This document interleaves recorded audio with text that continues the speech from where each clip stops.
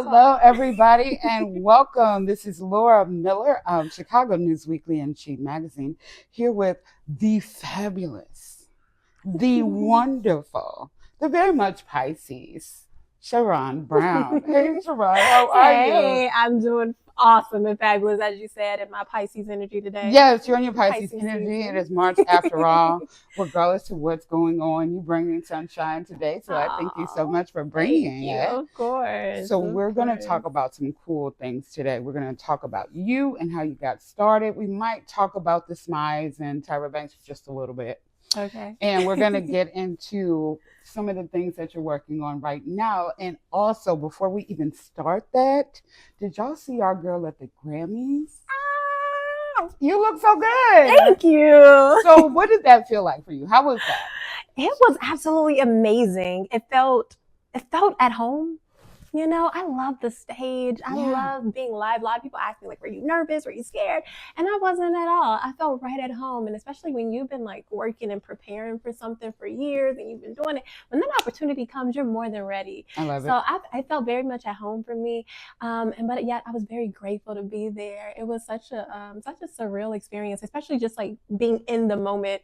I didn't get to watch it. I watched it like live on stage. So to be a part of such iconic and memorable and historic moments, I couldn't believe it while I was on the stage. That's why you saw all the big smiles and reactions. And I know. Did you see anybody that you were just completely starstruck about? Did you have a starstruck moment? You know, Queen Bee, she's just gonna make everybody kind of gasped and stop in their presence. Does she smell good? Because I always wonder that. It's so funny. Everybody always asks that. That's yes, she did. Okay, She did. Cop her new perfume. She did. Beyonce smells great. Divine. She smelled like honey. And like that's important. Like a queen bee would. I love that. So tell me about that opportunity. What happened? Did you campaign? Did you get a call? They were following you? How did that work out? Yeah, how did I come into that position? Yeah, so the Grammys wanted to do something different this year, and shout out to the Recording Academy for everything that they've been doing. While a lot of programs and companies have been rolling back their DEI programs, they've been doubling down on them, which I appreciate. So they talked a lot about that during the award show. Also, they issued a public apology, which is like, I don't know if everybody caught that, but that was amazing. And then another thing that they wanted to do was they wanted to make a statement with their trophy presenters this year. I love it. In the past, before, they kind of fade to the background. You really don't see them that much. But so they wanted to do something different. And so they did a casting, all type of agencies all around, and they really couldn't find the person they were looking for. So lo and behold, I had an amazing producer by the name of Susan Koziak out of LA that I've worked with for years. And she just so happened to be cool with the production team for the Grammys. Nice. And so they were telling her they were looking for someone, and she was like, I know the perfect girl for you. I know the perfect woman. She has production experience. She's great at this, and this. And so we had an interview with them. I submitted some videos. We talked a couple times, had a number of interviews, and then they ended up selecting me. Congratulations. And you look good doing it. Thank you. And that's important. Like you look and you stood out, because I remember seeing photographs and stills of the Grammys with you, and I was looking at you. Thank you. There were times where there was, someone that was a high billing talent there, and I was still looking at you because you hold the presence. I appreciate that, and that means so much to me, truly. Yeah. It does. So I want to talk about your background and how we got started. Yeah. Tell me about the little girl at about age 6. What do people say about her? Yeah, so people would say back in the day that I was kind of I was observant. People would think I was shy. I was always the one that was watching and peeping and observing things. Everyone would always say I was wise beyond my years. Like, she been here before, like something. And as soon as I would get on the stage or get in some spotlight or some music would come on, who they thought was a little shy girl would just come alive. And I've always loved being on stage. I think at the age of 6 or 7, I actually had my first play. I was playing Little Bunny Susu. Cute. In my little school plays. I always loved doing stuff like that. So they would say that, like, I would come alive on camera. People were always like, she needs to be in Hollywood, even at a young age. Wow. And so it's always followed me. I was always a young girl who was multi-talented and faceted and knew that. When people asked me what I wanted to be when I grew up, I would say, I want to be a model. I want to be a speaker. I want to be a doctor. I want to be a news anchor. I want to have a nonprofit. I want to, all these different things. They would always say, you have to choose one. But I'm glad I didn't. Yeah, no. we're going to look directly into the camera. For those people who feel like we have to choose one endeavor, we're so sorry. We're never going to do that. We're never going to do it because it does not suit us. Period. People, if you know both myself and Sharaun, you know that's not what we do. We have multiple jobs. Yeah, yeah. We're multifaceted individuals. You cannot we put us are in the box. unique people. Like, let us be interesting, okay? Yeah. You can have one job, and we celebrate you at your one job, but no, you don't have to. But you don't can have explore to. all the facets of you. Absolutely. And I used to be concerned about, are people going to get it? Because I'm doing so many different things. Don't worry about it. They'll get it when they're supposed to get it. When they're supposed to get it, they'll get it. And because sometimes it is confusing. Even when you're like trying to load a website or create a website, it's like, how do I put everything in one place? Multi-hyphenate, and you're right? like, oh man, well, I'm just going to put it all in there and see what happens. Exactly. So it's good. I understand you. We are kindred there. Yeah. So we have this little girl that was Little Bunny Fufu. Little Bunny Susu. Little Bunny Susu. And you moved on to become a model. Yeah. You did that first. Yes. So would you classify that as your first love, or do you feel like you fell in love with the stage in general? So I would say I did that professionally first, but actually it wasn't the first thing I did. At an early age, I actually got immersed. I'm trying to think which one came first. Got immersed into dance. So my mom signed me up for dance classes very early on. And then I also started dancing with the local dance team here in Chicago. So shout out to Full Effect Theatrical Dance Entertainment Company. Okay. They're coming up on their 30-year anniversary right now in Total Domination. So that gave me a great outlet and way to come into my energy and express myself at a young age. So, and it was a theatrical dance company. So it was kind of like plays and theatrics and acting meet dance. So that was kind of one of my first loves, I would say. But again, I was doing many things even at a young age because I was also a part of speech competitions in school. Okay, yes. So in grade school, I would be reciting different poems and different speeches, and I won awards for my school for my oratory skills. So I always loved speaking and being on stages in that way. So I did that. So probably speaking, dance, and like I said, I did some plays in kindergarten. So I was kind of always immersed into it. Yeah. Yeah. And then I went to Curie Metropolitan High School, Performing Arts School, and you get to choose your major there. So for 2 years, I was a dance major there and toured with the dance company. And then another 2 years, I was the school's news anchor. So love it. Yeah. So I think we've done all of the same thing. Yay! Were you a cheerleader? Because I was also. I was captain on my pom-pom team. Okay, see, we split up a little bit, and we got back together. We had a little beef with the cheerleaders. There's always a beef with the cheerleaders. The poms and the cheerleaders don't understand each other, and it's a very small thing. Like, you shouldn't be that confused with each other, but we worked it out. So hopefully the girlies in high school kind of figure it out too, but they're not gonna get it. But love each other, you guys. Cool. So I want to talk about this next top model thing. I really do. Yeah. Because I have to tell you, watching that show was the most stressful show I've ever seen in my life. It was stressful being a part of it. Yeah, I can imagine. Like, what was it like for you? I know you had that question asked so many times, but I really want to talk about how it related to you from a wellness standpoint. Like, there might have been some professional benefits, but like the pressure on that show was nuts. It really was. It really was. How did you manage it?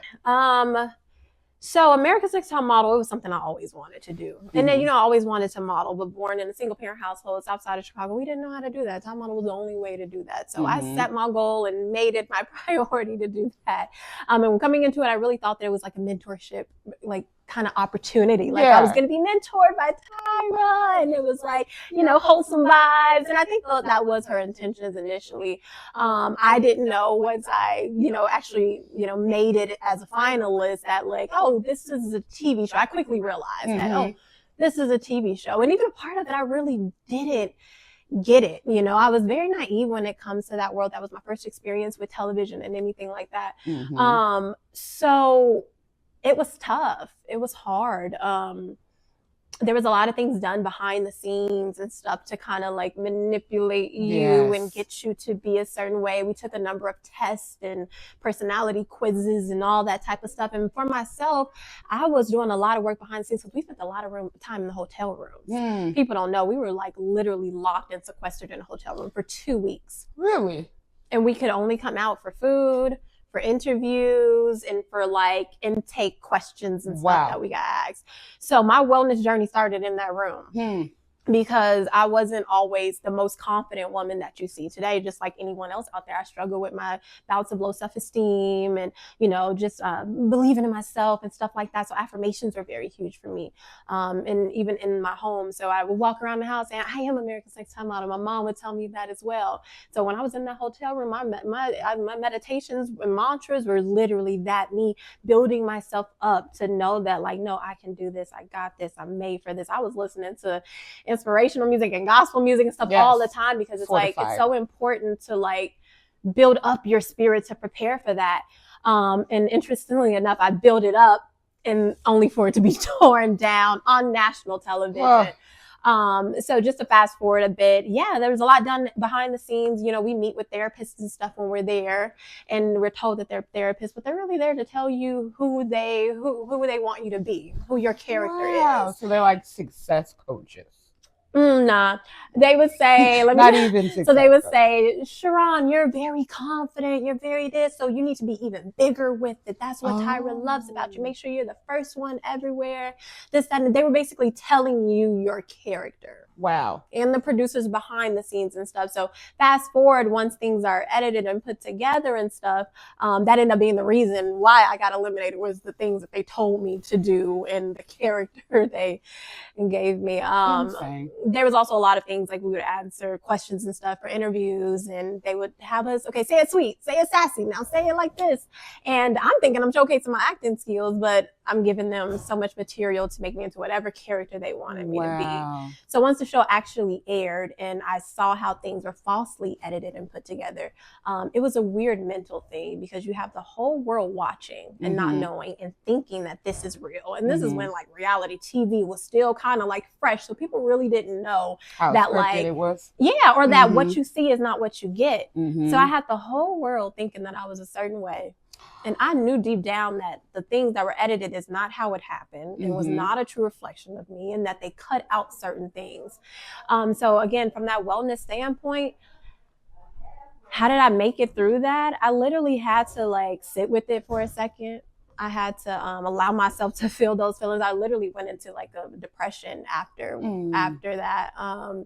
But I gave myself a deadline. I was like, okay, you're not about to be depressed here for this much longer. Because too, a lot of people don't know is that I missed my senior year of high school, part of my senior year of high school. So I didn't go to my prom or my graduation or anything like that. And the day I got eliminated was actually the day of my graduation. Oh, I'm so sorry.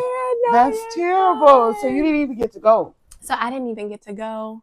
And there's so much more I could say about that. I'll let you ask it though. But you survived though. I like that you said that you gave yourself a timeline. That shows how mentally strong you are, because sadness and depression does happen. But you told yourself, like, look, I'm only going to be down for this for so long. And I appreciate that you were strong enough to be able to do that, because that is tough.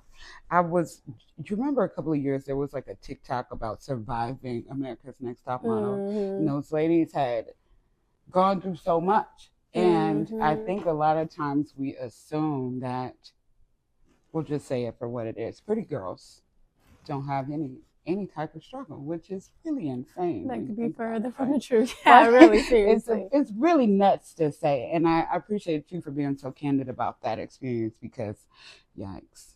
Yeah, no, it was a tough one. Like I said, I gave myself a deadline on that. Allowed myself to feel those moments, to grieve. It was very hard too, because I had a lot of people that like turned their back on me based on like what they saw, or and so I just allowed myself to feel it. Thank God for my mom too, who has always been very close to me. So I just cleaved to her and just cleaved on to the idea and the knowing that if God placed a dream and a vision inside of me, nobody can take that away, and it's still gonna come to pass, whether they think it or he think it or not. It's still gonna happen, right? And at the end of the day, the only opinion that matters is the one that I have about myself. So I just had to hold on to that in the face of adversity and all of the, stay focused. I love it. So what would you say as far as opportunities are concerned is one of the ones that, aside from Top Model, that was the most impactful in your life? So oftentimes we have these opportunities and they're great on paper, and then we get in there and it's not what we asked for, kind of similar to Top Model. But then there are those other opportunities that we have, and they're transformative. Yeah. Can you tell me about a transformative experience you've had? Yeah. In regards to modeling? Any of Or the things. anything. Okay, transformative. Oh my gosh, I haven't really. Many people don't know, but I hosted a retreat, a modeling X wellness retreat. So a part of my healing and growth and stuff as well. Like I had to do a lot to go back to heal that younger self and those moments and stuff. But it's also becoming the thing that I always wish that I had. You know, which is that mentor, which is that person to kind of walk me through the journey, which I thought I was getting. So I became that. And one of the things that I did was hosted my first modeling X wellness retreat. Girls flew in from all over to Joshua Tree, California. It was a beautiful, beautiful mansion home. They had chef-prepared meals. They got modeling coaching and stuff from me, wellness coaching from me. I also had a spiritual advisor there as well, also holding space for them. They got photo shoots. Now that was a transformative time. It sounds fun. And I love it because it's everything that I do. And I lead a mentorship community called Model Tribe. So it's a merge of fashion and wellness. So when you bring those two things together, it was so beautiful to see the girls transform, to come in, you know, one way and then transform over the course of their time. And even myself, I transformed and grew so much as a woman. So as far as a transformational opportunity or experience, it's one that I created for myself. There you go. And for the young girls and stuff out there that I mentor and coach. So that's one.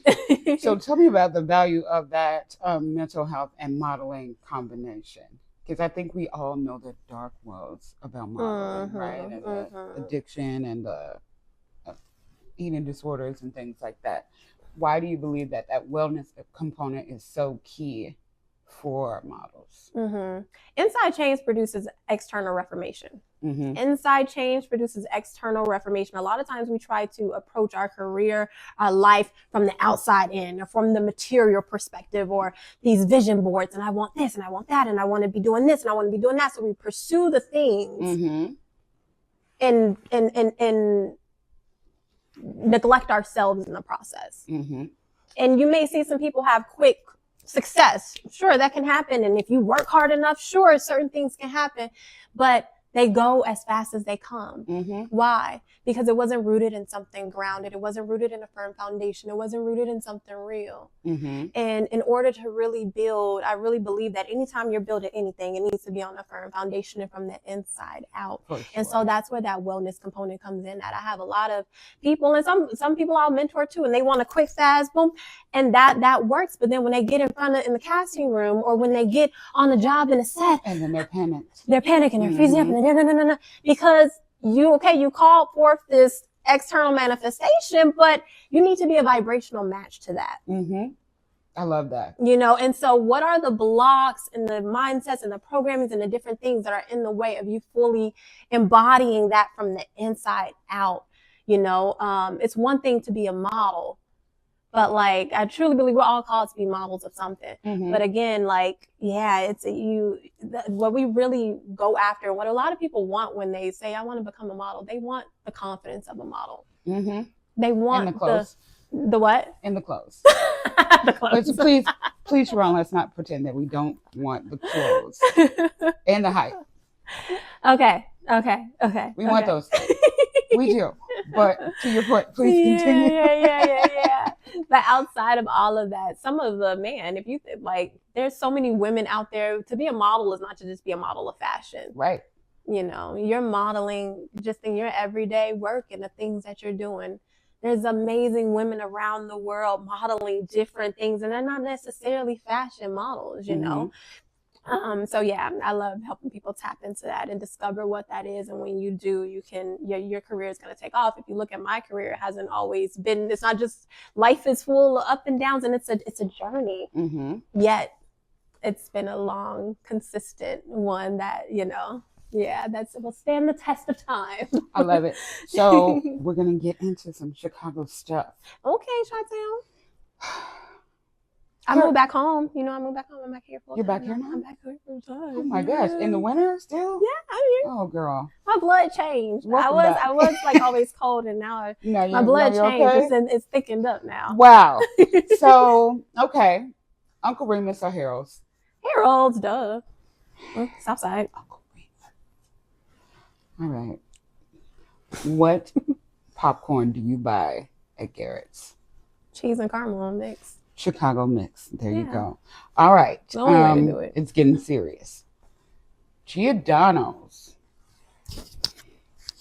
or Beggars? I'm gonna have to go with Beggars. She likes the grease. They lay it on thick. She likes the grease. You know. They lay it on thick. Like Brian shaking his head. See, you know. It's Giordano's for me too. Are you on the north side?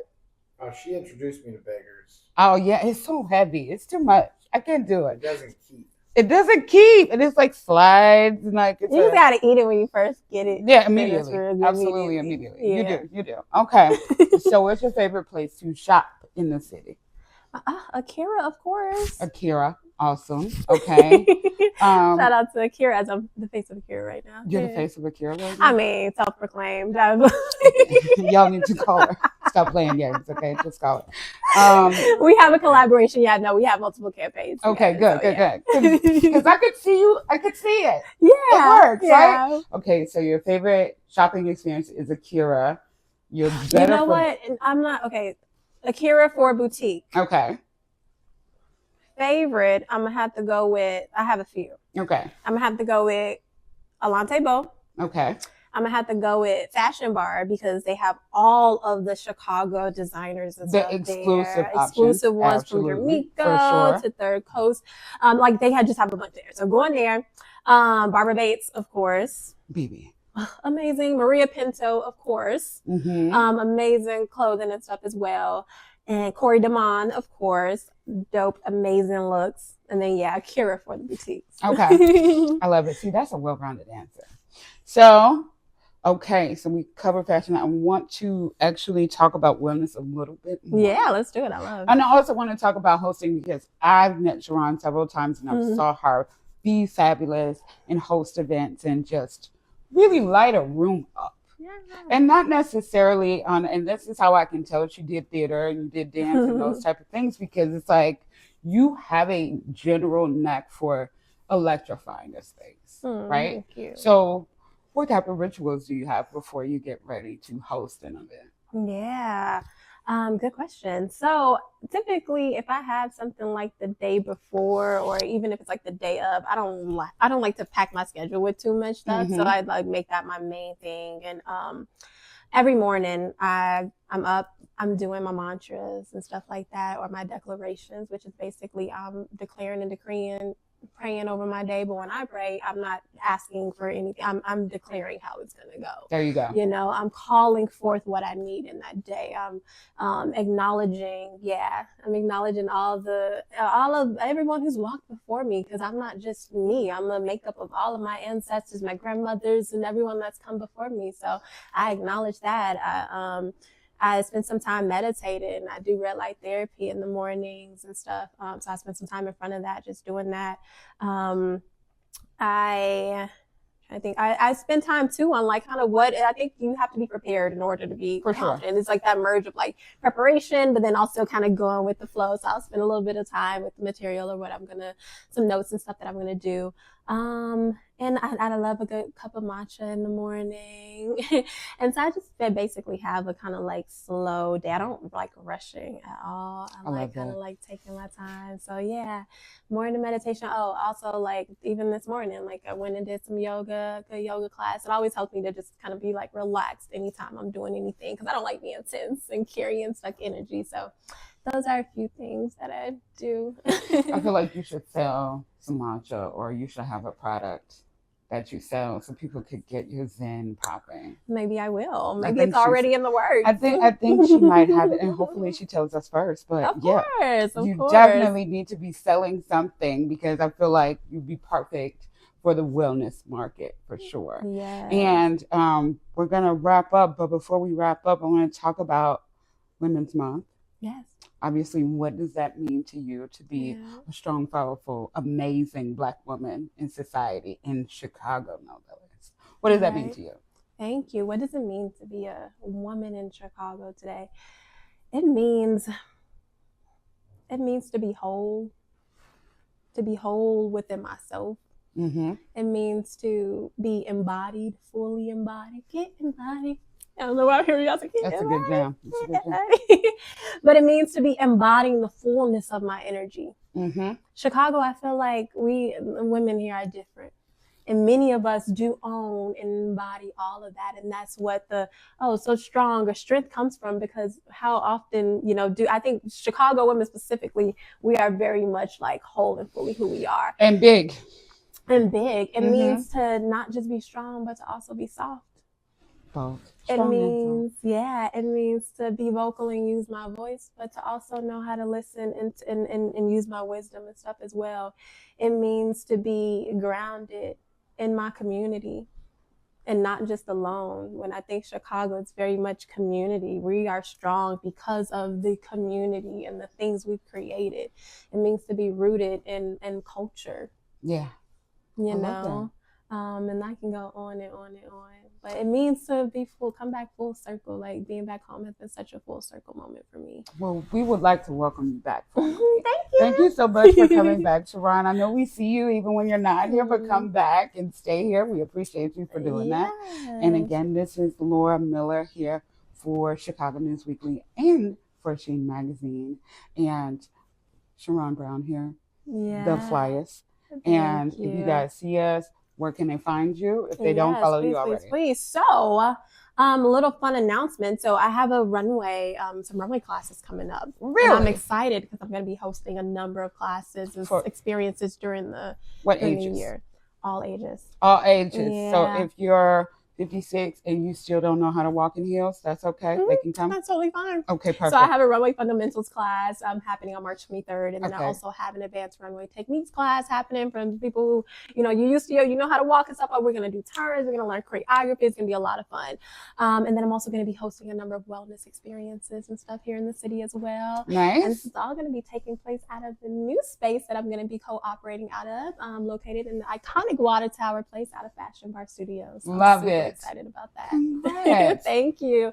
And so you can find all that information at Sharaun.com. That's Sharaun, B as in Brown. Also, my handles on social media, TikTok, Instagram are just Sharaun B, Sharaun, B as in Brown. And then also find us at themodeltribe.com. That's my group mentorship community. And you'll find a lot of information on all the classes and stuff there too. I'm going to take a class. Yes, come on, please do it. Because I can walk in heels, but I give a little Mary J. I give a little Viola. You like just a little aggressive, you know what I mean? Just a little bit. So I need to soften it up because, like you said, Chicago women are loud, boisterous, and soft. Right. So all I definitely need to holler at Sharaun. So we thank you guys so much again for watching. Again, this is Laura Miller. Laura Miller Pens on socials, all platforms, and Sharaun Brown. And we thank you so much. Have a wonderful day and enjoy your women's month. Take care.